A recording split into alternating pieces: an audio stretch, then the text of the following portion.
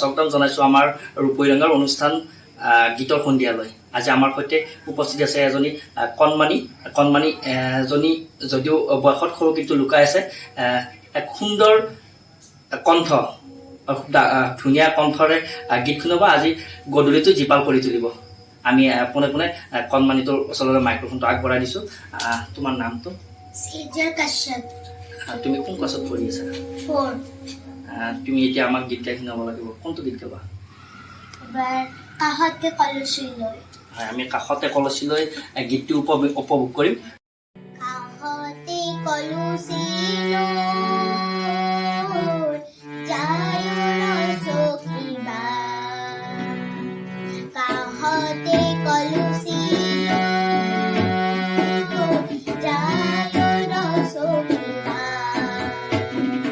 ৰান্ধালি উঠে দিগম্বিত এজাকি জ্বলাই জ্বলা ফুলৰে এচাকি, কাষৰে ফুলনি উজ্বলাই ৰসকিবা, যায় ৰসকিবা, কাষতে কলচী